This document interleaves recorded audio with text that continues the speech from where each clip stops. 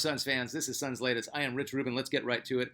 The quote of the day is from somebody you might have forgotten about, but you shouldn't. Quote of the day: somewhere behind the athlete you become and the hours of practice and the coaches who have pushed you is a little girl who fell in love with the game and never looked back. Play for her, end quote. That is good advice for any pro athlete who might be missing the reason why they're still playing, or if they're hanging on, or if they've lost their passion for it. Why did you start playing? Did you start playing for you? Did you start playing for your dad? Did you start playing because you thought you should? Play for yourself and play for love. Simple as that. That's from Mia Hamm, two-time Olympic gold medalist, two-time FIFA Women's World Cup champion, a soccer icon. For more than a minute, the best soccer player in the world, man or woman, arguably one of the most influential players of all time, if not the most. I don't know a single person, except for the cast of Friends, inside joke, that doesn't like Mia Hamm. Mia Hamm was inspiring for me because she was so small, even compared to the other women. It was like, wow, that is a compact person, and I've always loved a literal underdog. And also, one time working in Scottsdale, my dad's office, looking out the picture window, this blur of a girl runs by. I'm like, my God, that girl is trucking. And I'm a runner, so I just like, game respects game. I'm not as fast as her, but I run a lot. And I just thought to myself, wow, that looks like how Mia Hamm would run. And to go back to it, my dad comes in, and he goes, how you doing? I go, good. A girl just ran by really fast, and he goes, oh, was it Mia Hamm? I'm like, what are you talking about? And he goes, she lives here part-time with Nomar. They bought the house down the street. She was married, I think still is married to Nomar Garciaparra, shortstop for the Dodgers, and I think the Cubs, and definitely the Red Sox. They live down the street from my dad. He didn't tell me. Thanks, Pop. Anyway, another brush with greatness. Real quick news about the Suns and the system coming up. The buzz is that the coach Jordan Ott's system will most likely emphasize tough defense, especially in the front court. You have Dylan Brooks and Ryan Dunn and Mark Williams as the proposed starters. Wingspan on Williams, and athletic, and needs to prove himself, and has the Suns training staff behind him to do it right. Williams could absolutely be a lane clogger. No question about Dylan Brooks and Ryan Dunn and their defense. So quietly, this might be one of the better defensive front lines in the league. Let's lead the charge with all these young legs. Teach them team defense, because the Suns are very good at helping out. That's sort of been how they've done it. And hopefully they will look to run and not ISO. Get the ball to Booker. All right, let's move on to something more light and somebody I love to bash, Kendrick Perkins, or as he's known around this house, Perk the Jerk. Former NBA center Kendrick Perkins recently called the Phoenix Suns the biggest embarrassment in the NBA, the span of 3 or 4 years under the ownership of Matt Ishbia. Look, I know what Ishbia did, but at least he ain't Sarver, okay? He's not going to let Joe Johnson go in his prime. Ishbia will spend the money. He's proven that he will. Now he has to learn how and where to spend his money. Don't give up on him yet. During a recent episode of the Road Trippin' podcast, Kendrick Perkins detailed how the Phoenix Suns made one mistake after another since the 2021 finals run. Quote, one could argue, or one could say, that the Phoenix Suns have been the biggest embarrassment in the NBA over the last 3 to 4 years. One could argue, or one could say, hey, Perk, just say you're saying it and get on with your life. Where they were, what they were 4 or 5 years ago, finals, culture, Monty Williams, CP3, just got dominated by Giannis. Yeah, it tends to happen when the best player in the league is playing against you for all the marbles and his legacy. Sometimes the best player in the league dominates you. It happens, especially if you have a rookie idiot center on him, to all of a sudden you trade your number 1 pick in DeAndre Ayton, who you took in that draft. Well, Perkins is so freaking redundant. It's like, yes, of course you took him in the draft. You just said he was our number 1 pick. Thank you, Captain Obvious. If he's just figuring this out now, it's kind of pathetic. Yeah, we traded our number 1 pick, DeAndre Ayton, because he didn't really know how to play basketball and still kind of doesn't. If not for Chris Paul and Monty Williams and Devin Booker telling him where to stand and how to catch a lob and to remember to box out and to rebound instead of watching other guys rebound, we would have been gone a lot sooner. At worst, he would have averaged around 10 points a game. You know, the highest points per game average you ever had, King Ding Dong. Did you notice that after Game 2 of the finals, something was very wrong with Chris Paul? Did you not notice that? Yes, we lost 4 in a row. Why? Because our main dog, our main guy, yes, Booker was scoring, but Chris Paul ran that team the way Nash did the 7 seconds or less Suns. You lose a Chris Paul, or you lose 40% of Chris Paul, you're going to decline in how you play your game. No Chris Paul, no leadership, no direction at the most crucial time. As much as I loved Monty Williams and the culture he brought in, he was not a playoff coach, and he did not know how to adjust, and his substitutions got worse and worse as the playoffs went along. It's kind of a miracle that the Suns made it there at all. He also got out-coached the next year, obviously, by Jason Kidd. That's how you get down 40 points in the first half without making adjustments. Maybe talk about Kobe Brea, or Rasheer Fleming, or Nigel Hayes-Davis, or Coach Jordan Ott, or Ryan Dunn, or Dylan Brooks, or Mark Williams, or all the positive things that the Suns may have going for them this year. Just a thought. Thank you, big tackle dummy. I don't like him. All right, moving on. Moving on. I'm probably not going to talk about Perkins too much more.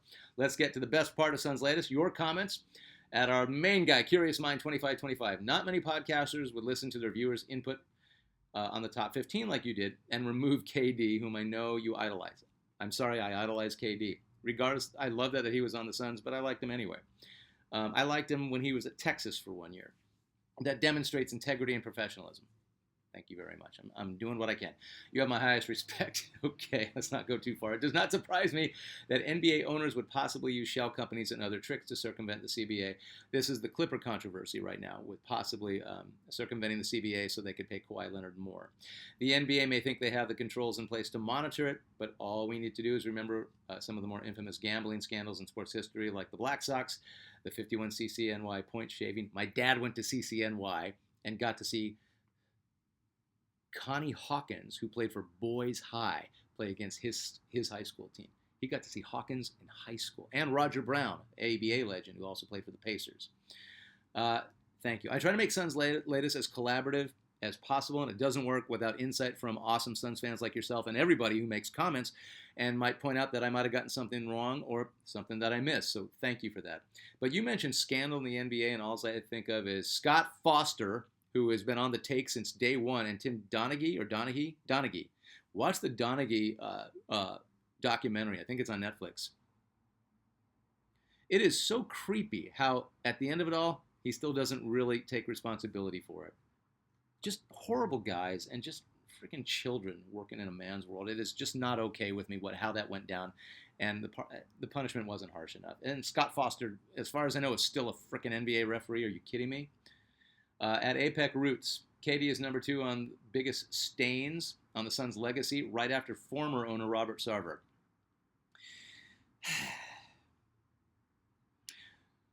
Not as a player. Now, I will admit that I watched a couple of live games last year. It looked like KD had checked out. He was still scoring, but not a lot of passion left. But it's not KD's fault. Ownership gave up too much for him, and that's the stain. KD was just the representation and the manifestation of that screw-up. Bradley Beal was too, and it doesn't make it any better that KD wasn't and has never been a leader. It's so weird that KD is who he is, but he's not a leader. He's not a by example leader. He's not a vocal leader. He's just an impossible to stop scorer. But we knew what we were getting, so we got to look in the mirror on that one. But I get what you're saying. You say KD, and people are just like, oh man, it didn't work. Got to put on our big boy pants and move on. At Metallica, the Suns would park behind the Coliseum. Oh, we're going old school on this. Larry Nance would always have the baddest souped-up hot rods with colorful paint jobs. Now Devin Booker is the car collector. Nance is still a car freak. He still has that Camaro from the 80s. And that Camaro, he took it to Cleveland. He does like races still with that exact Camaro. I'm pretty sure he swapped out the engine. At Professor Adam Perez, good reasoning for Hornacek not making the top 15 list. Thank you. Was about to argue to add him too. So yeah, great arguments made. Thanks. It wasn't easy not putting Hornacek on, but I'm a little bit too much of a logical Suns fan to let my heart lead with that. And I really did go by impact on the Suns, and Jason Kidd at the end of the day had a bigger impact than Hornacek. Don't think about your heart. Think about what Jason Kidd did with what he had. Because the Suns don't make the playoffs without Jason Kidd any of the years he was there. They would have made it with Hornacek, without Hornacek. And they wouldn't have gone as far, but they would have made the playoffs without Hornacek, and that's kind of hard to argue. Steve Postero, let me see. Steve Postero, 307. When Alvin Adams goes down, Mel counts. Mel Counts, huh? We traded Gail Goodrich to the Lakers for Mel Counts in the early 70s. Mel Counts was a 7'1" center. He was a serviceable backup. But if I don't know if you're talking about if Alvin Adams is not on the list as the greatest center of all time on the Suns, it's still not going to be Mel Counts. I met Mel Counts as a little kid at the Phoenix Boys Club. He did like a seminar with him, Walt Wesley, and Clem Haskins. God, Mel Counts. And I've never heard the Jason Kidd Bill Russell comparison. Awesome, great content. Oh, thanks. That only a handful can dominate with defense and rebounding and facilitating. Russell was the first that we know of. Jason Kidd did the same thing from the guard position. I will never. I like Jason Kidd more than I like Kevin Durant, guaranteed. Jason Kidd could dominate. Hey, let me know who you think. Who else could dominate a game with defense, facilitating, and rebounding the way Bill Russell and Jason Kidd did? You really have to dig deep and think about it. Did Metta World Peace do that? Was his defense and rebounding that? And was it that impactful? Because he could score, but he wasn't a scorer.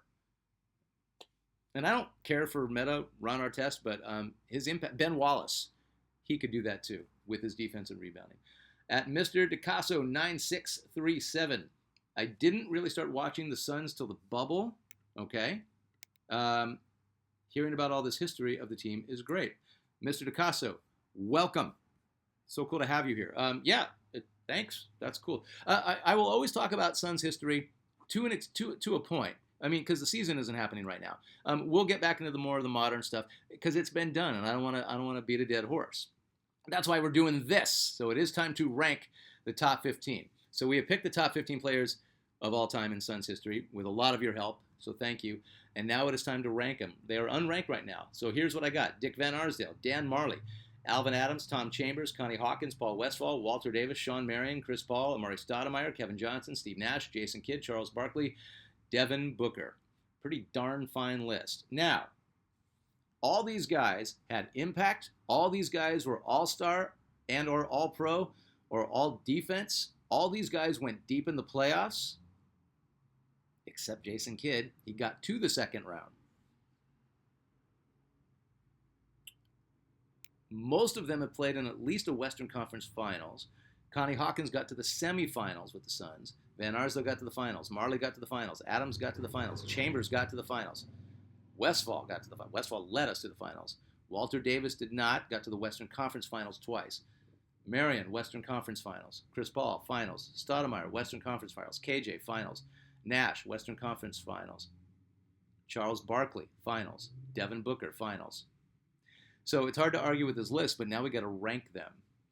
And just off the top of my head, even though he's the original Sun, and he was close to one of the last picks, it feels like Dick Van Arsdale might be 15 out of this list, only because Van Arsdale was a 3-time All-Star, 1-time second-team All-Defensive Player, and by the time the Suns got to the finals in '76, Van Arsdale was a off-the-bench player. He wasn't starting anymore, but he had a lot of experience. He had a lot of heart. He was instrumental in helping us get there. By the finals, his type of playing style didn't really match up well with what the Celtics were doing in '76. And he wasn't used as much, even though I think he played every single game. So I'm just eyeballing the list right now, but I think Van Arsdale would be number 15. So unless you got any big gripe about that, there's no way Van Arsdale's the greatest Sun of all time. That's going to be left to Paul Westphal, Nash, Barkley, Booker. That's where it's going to get really tight, and that's where we're going to have to really think about impact. So we're going to start it now. Dick Van Arsdale at number 15, the 15th greatest Sun ever. So think about who you want for number 14. This might come down to like a Tom Chambers, who was great, but for a short amount of time. This might come down to even Stoudemire, who some people don't think belong on the 15. Not a lot of you. This might come down to Jason Kidd. This might come down to a Walter Davis. These are going to be really hard to do. And as great as Connie Hawkins was, first team All-Pro we ever had, and got to the semifinals, his impact was very short-lived. So that could be a 14. So right now we'll kick it with Dick Van Arsdale at 15. Let me know who you think should be 14. Let me know. Hey, rank them right now. Rank the entire 15. And yeah, there we are right now. All right, hey, I'm Rich Rubin. Thank you for watching Suns Latest. We're going to do it again soon.